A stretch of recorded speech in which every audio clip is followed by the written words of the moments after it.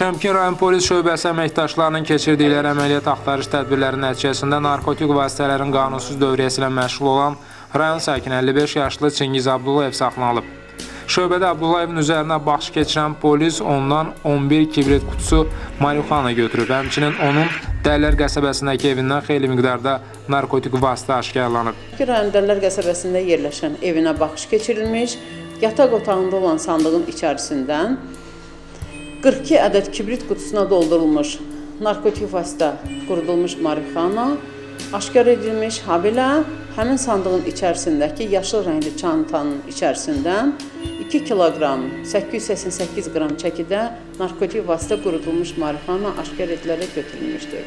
Saxlanılan Çingiz Abdullayev marixuananı yol kənarından topladığını və məqsədinin narkotika olan ehtiyacını ödəmək olduğunu deyib. Mən onu çəkəniyim. Siqaretim olmayanda siqaret əvəzinə tükərəm, kağızı da çəkərəm da belə. 10 kalovkada götdüm, qoydum cibimə ki, aparım evdən belə aralı bir yerə zədə qoyum. Əvvəlim istəyəndə evə gəlməyim və elə oradan götürüm, gedim çəkim. Mən onu çəkəməm. Mən onu belə 30 ildir çəkirəm. Mənim siqaretim olmadan onu belə tükürəm, kağızı çəkirəm. Fərqim var mı? Yox, çəkə bilmədim, belə tutuldum. Elə bir dənə orada belə pula verədim, yığıb qurudanlar.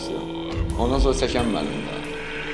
Qeyd edək ki, Çingiz Abdullayev əvvəllər xuliqanlıq, oğurluq və narkotik vasitələrin qanunsuz dövriyyəsi ilə məşğul olduğu üçün ümumilikdə 34 il məhkumluq həyatı yaşayıb. Cəbir Məmmədov, İlham Məmmədli, Səs TV, Şəmkir.